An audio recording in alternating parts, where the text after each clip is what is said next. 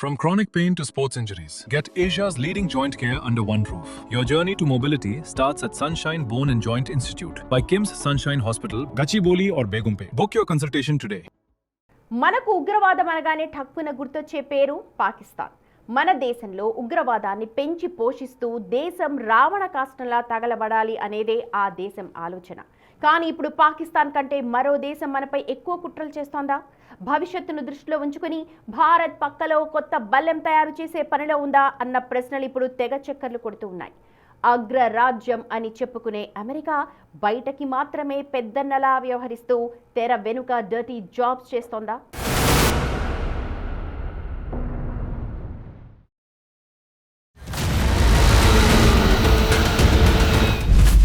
భారత్లో అమెరికా ఉగ్రవాదాన్ని ఎగదొస్తోందా?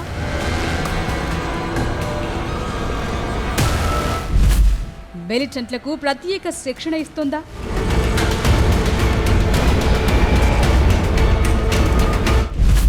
Christian country అనే కొత్త చిచ్చు పెడుతోందా?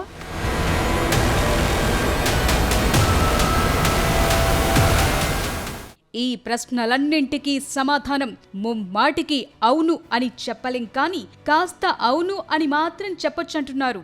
అసలు ఈ అనుమానాలు రావటానికి కారణం రీసెంట్గా జరిగిన కొన్ని డెవలప్మెంట్స్.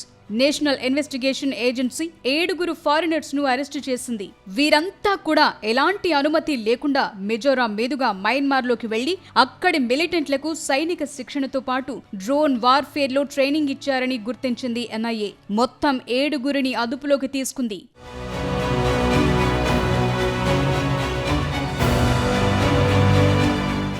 అసలు వీరిని ఎన్ఐఏ ఎందుకు అరెస్టు చేసింది? ఇది అసలు క్వశ్చన్. రీజన్ నెంబర్ 1, అనుమతి లేకుండా మిజోరాం సరిహద్దుల గుండా మయన్మార్లోకి ప్రవేశించటం. రీజన్ నెంబర్ 2, ఈశాన్య రాష్ట్రాల్లో తిరుగుబాటు సంస్థలతో సంబంధమున్న కొన్ని మిలిటెంట్ గ్రూపులకు మిలిటరీ శిక్షణ ఇవ్వటం. రీజన్ నెంబర్ 3, యూరప్ నుంచి అత్యాధునిక డ్రోన్లను దిగుమతి చేసుకుని వాటిని మయన్మార్కు తరలించటమే కాకుండా మయన్మార్లో ఆ డ్రోన్స్ ను అసెంబ్లీ, జామింగ్ టెక్నాలజీ, ఆపరేషన్స్ పై ఉగ్రవాదులకు ట్రైనింగ్ ఇవ్వటం.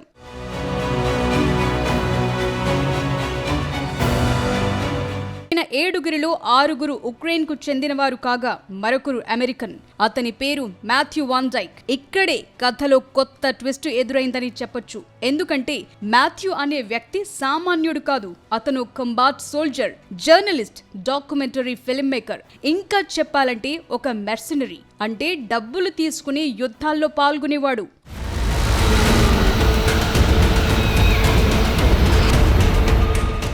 ఒక్కసారి మాథ్యూ ట్రాక్ రికార్డ్ చూద్దాం. 2011లో లిబియాలో గడాఫీకి వ్యతిరేకంగా అక్కడి తిరుగుబాటుదారులతో కలిసి పనిచేశాడు. అక్కడి ప్రజలకు పోరాడాలని నూరిపోశాడు. దీంతో మాథ్యూని అక్కడి సైన్యం బంధించి జైల్లో వేసింది. ఆ తరువాత లిబియా ప్రభుత్వం కుప్పకూలటంతో జైలు నుంచి తప్పించుకున్నాడు. ఈ ఇష్యూ తర్వాత వరల్డ్ లో ఫేమస్ అయ్యాడు మాథ్యూ. ఆ తరువాత యుద్ధాలపై డాక్యుమెంటరీలను తీయటం ప్రారంభించాడు. ఇతను తీసిన పాయింట్ అండ్ షూట్ అనే డాక్యుమెంటరీ ఫేమస్ అయింది. ఇదే సమయంలో సన్స్ ఆఫ్ లిబర్టీ ఇంటర్నేషనల్ అనే సంస్థను ప్రారంభించాడు. ప్రజాస్వామ్యం కోసం పోరాడే ఏ సంస్థకైనా ఉచితంగా ట్రైనింగ్, సలహాలు ఇచ్చే సంస్థ ఇదని అనౌన్స్ చేశాడు మాథ్యూ. అంతేకాదు, యుద్ధం చేయటానికి కావాల్సిన ఆయుధాలను కూడా అందిస్తుంది ఈ సంస్థ.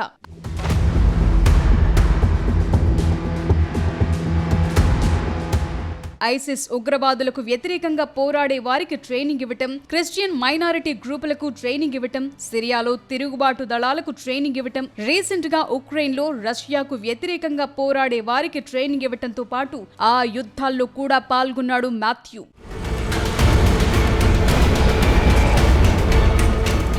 ఇది మాథ్యూ ట్రాక్ రికార్డ్. చూస్తుంటే అతను ప్రజాస్వామ్యం కోసం పోరాడే వ్యక్తిగా కనిపిస్తోంది కదా, కానీ దీని వెనుక వేరే కథ ఉందనేది చాలా మంది అనుమానం. ఎందుకంటే మాథ్యూని వెనకుండి నడిపించేది అమెరికా అని అనుమానాలున్నాయి. అమెరికాకు వ్యతిరేకంగా ఉండే దేశాల్లోనే మాథ్యూ అడుగు పెట్టడం, అక్కడి ప్రభుత్వాలు, నేతలకు వ్యతిరేకంగా ఉండే గ్రూపులతో చేతులు కలపటం, వారికి ట్రైనింగ్, ఎక్విప్మెంట్ అందించడం, ప్రభుత్వాలపై పోరాడేందుకు చేయాల్సిందంతా చేయటం చేస్తుంటాడు మాథ్యూ. అయితే దీన్ని ఓపెన్ గా, కన్విన్సింగ్ గా చేస్తాడనేది అతనిపై వస్తున్న విమర్శలు.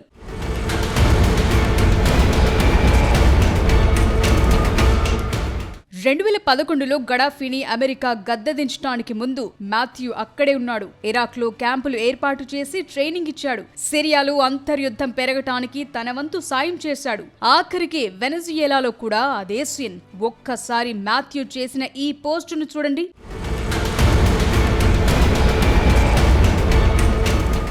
రెండు 2019 నుంచి వెనజుయేలాలో అనేక కోవర్ట్ ఆపరేషన్స్ నిర్వహించాను. వెనజుయేలాకు స్వాతంత్ర్యం వచ్చే వరకు పోరాడతానంటూ పోస్టు పెట్టాడు. కొన్నేళ్ల తరువాత ఏమైందో అందరికీ తెలిసిందే. నికోలస్ మదురోను గద్దెదించి వెనజుయేలాపై అమెరికా జెండా ఎగిరింది. దీంతో అతని పార్ట్ ముగిసింది. ఇప్పుడు సైడ్ అయిపోయాడు అనే వాదనలు వినిపిస్తున్నాయి. ఇలా అమెరికా ఎక్కడైతే ప్రయోజనాలున్నాయో అక్కడే మాథ్యూ ఎంట్రీ ఇవ్వటం అనేది కో ఇన్సిడెన్సా లేక పక్కా ప్లానా అనేది ఇప్పుడు పెద్ద క్వశ్చన్.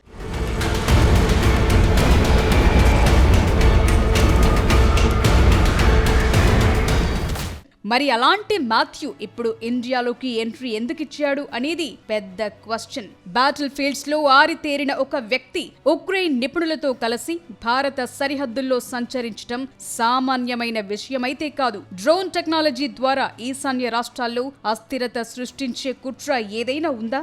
ఎన్ఐఏ అతడిని ఎలా ట్రాక్ చేసింది? అసలు ఈ క్రిస్టియన్ కంట్రీ పంచాయతీ ఏంటి?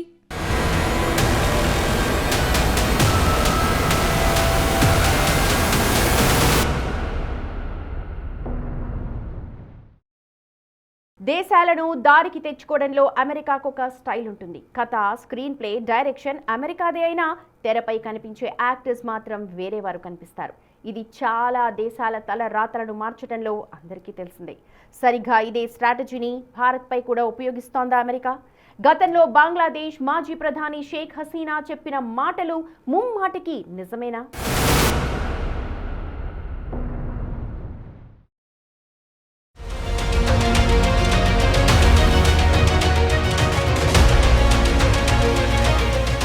తన ప్రయోజనాల కోసం దేనికైనా రెడీ అనే తత్వం అమెరికాది. ఇది చరిత్ర చెప్తున్న సాక్ష్యం. దీనికి లేటెస్ట్ ఎగ్జాంపుల్ మిడిల్ ఈస్ట్. మొత్తం మిడిల్ ఈస్ట్ తన గుప్పిట్లో ఉంచుకోవాలనుకుని అది సాధ్యం కాకపోవటంతో వారిలో వారికే కొర్రీలు పెట్టి ఇప్పుడు వేడుక చూస్తోన్న తంతును ప్రపంచం మొత్తం గమనిస్తూనే ఉంది. సేమ్ ఫ్యూచర్ లో కూడా తమను దాటి ఎదుగుతుందని భావించటమో, తమను ఎదిరించే సత్తా సాధిస్తుందన్న అనుమానమో వచ్చిన ప్రతి దేశాన్ని తన గుప్పిట్లోకి తీసుకుంది. దీనికోసం ఒక్కో దేశంలో ఒక్కో స్ట్రాటజీని అమలు పరిచిందనే వాదనలున్నాయి. ఇప్పుడు ఈ లిస్టులో భారత్ కూడా చేరిందా అని ఆలోచన మొదలైంది.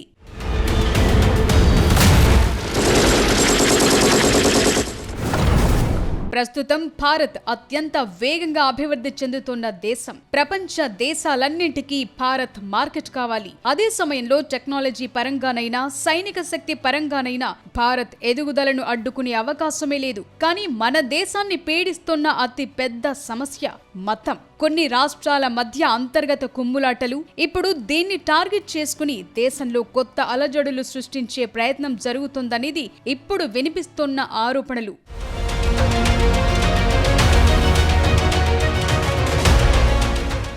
ఏ యుద్ధమైనా, ఏ పోరాటమైనా ఉన్నట్టుండి రాదు. చాలా ఏళ్లుగా గ్రౌండ్ ప్రిపేర్ అవుతుంది. ప్రస్తుతం నార్త్ ఈస్ట్ లో కొన్ని గ్రూపులు భారత్ కు వ్యతిరేకంగా పావులు కదుపుతున్నాయి. ఇలాంటి గ్రూపులన్నింటికీ స్వర్గధామం మయన్మార్. అక్కడ కూడా సరైన ప్రభుత్వం లేకపోవడంతో వాటిపై ఎలాంటి నియంత్రణ లేదు. ఇదే ఇప్పుడు వారికి వరమయ్యింది. ఇలాంటి వారికి ఇప్పుడు మాథ్యూ లాంటి వారు వార్ ట్రైనింగ్ ఇస్తున్నారు. నిజానికి మయన్మార్ లోని జుంటాకు వ్యతిరేకంగా పోరాడే గ్రూపులకు మాథ్యూ ట్రైనింగ్ ఇచ్చేందుకు వచ్చాడని చెప్తున్నా ఇది ఎంతవరకు నిజం అన్న దానిపై మాత్రం ఎన్నో సందేహాలు. నిజానికి మాథ్యూతో పాటు మొత్తం 14 మంది భారత్లోకి వచ్చారు. వీరంతా వేరువేరు ప్రాంతాల్లో ల్యాండ్ అయ్యారు. వేరువేరు సమయాల్లో వచ్చారు. వీరంతా కూడా నార్త్ ఈస్ట్ లోకి ఎలాంటి అనుమతి లేకుండా ఎంట్రీ ఇచ్చారు. దీంతో నేషనల్ ఇన్వెస్టిగేషన్ ఏజెన్సీ అలర్ట్ అయింది. వీరు వచ్చిన సమయంలోనే యూరప్ నుంచి మయన్మార్ కు ఒక కన్సైన్మెంట్ వెళ్లటాన్ని గమనించారు. అది కూడా భారత్ మీదుగానే వెళ్ళింది. దీంతో అనుమానం మరింత బలపడింది. దీని పుట్టుపూర్వోత్తరాలు తవ్వటంతో అసలు విషయం బయటకొచ్చింది. నిజానికి వీరంతా సైలెంట్ గా వెళ్లిపోయేవారే. కానీ ఒక్కొక్కరిని ట్రాక్ చేసి మరీ పట్టుకుంది ఎన్ఐఏ. ఢిల్లీ, కోల్కతా, లక్నో ఎయిర్పోర్టుల్లో నిందితులను అదుపులోకి తీసుకుంది ఎన్ఐఏ.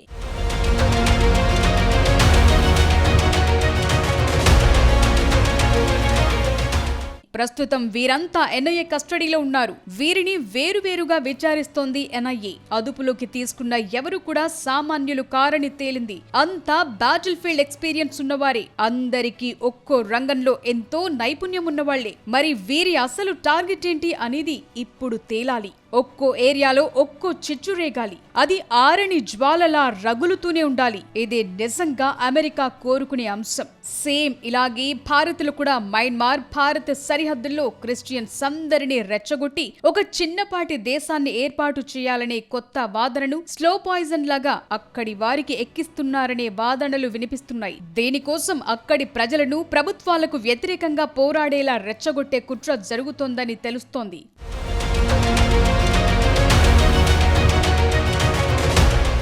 నిజానికి బంగ్లాదేశ్ మాజీ ప్రధాని షేక్ హసీనా గతంలో చేసిన వ్యాఖ్యలు ఇప్పుడు మరోసారి చర్చకొస్తున్నాయి. బంగ్లాదేశ్, మయన్మార్, భారత్లోని కొన్ని ప్రాంతాలను కలిపి ఒక క్రిస్టియన్ దేశం ఏర్పాటు చేయాలని ఒక తెల్ల జాతీయుడు కుట్ర చేస్తున్నాడని ఆమె గతంలో ఆరోపించారు. ఇప్పుడు ఈ ఆరోపణలు నిజమనేలా ఉన్నాయి పరిస్థితులు. మాథ్యూ కూడా అనేక క్రిస్టియన్ మిలిషియాలకు గతంలో ట్రైనింగ్ ఇచ్చాడు. తన సంస్థ సోలి ద్వారా అదే పనిలో ఉన్నాడు. మాథ్యూ వెనుక CIA ఉందనే ఆరోపణలు కూడా ఉన్నాయి. ఒక క్రిస్టియన్ దేశం అనే చిచ్చు మొదలైతే అమెరికాకి చాలా లాభాలున్నాయి. భారత్, మయన్మార్, బంగ్లాదేశ్ తో పాటు చైనాకు కూడా ఇది ఇబ్బందికర పరిస్థితులను తీసుకొస్తుంది.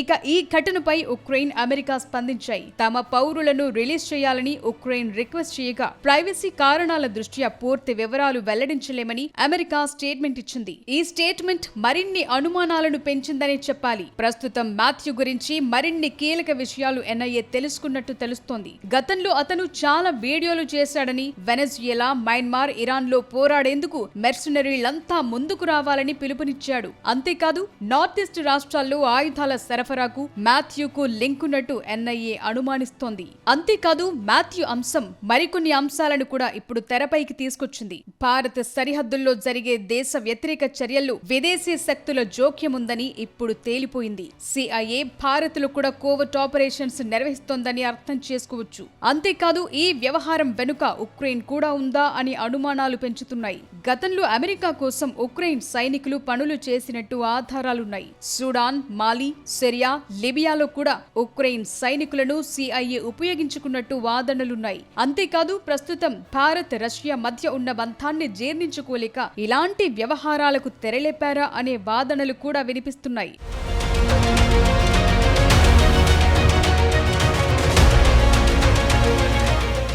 గతంలో ముంబై ఉగ్రదాడుల సమయంలో కూడా డేవిడ్ హెడ్లీ అనే అమెరికన్ పేరు ఇలానే వినిపించింది. అమెరికన్ అయిన డేవిడ్ హెడ్లీ భారత్కొచ్చి ఉగ్రవాదుల కోసం రెక్కీ చేసి కావాల్సిన సమాచారాన్ని అందించాడు. ఇప్పుడు ఇన్నాళ్లకు మళ్లీ మాథ్యూ పేరు వినిపించింది. కానీ ఒక్కటి మాత్రం నిజం, వారిని ఎక్కువ కాలం భారత్ బంధించి ఉంచలేదు. దీనికి అనేక కారణాలున్నాయి. విదేశాంగ విధానం కావచ్చు, లేదా దౌత్యపరమైన ఒత్తిడి కావచ్చు. వారిని విడిచిపెట్టే పరిస్థితులు వస్తాయి. కానీ ఈలోపే ఇండియన్ ఇంటెలిజెన్స్ వ్యవస్థలు వారి వద్ద నుంచి రావాల్సిన సమాచారాన్ని రాబట్టడం మాత్రం తథ్యం.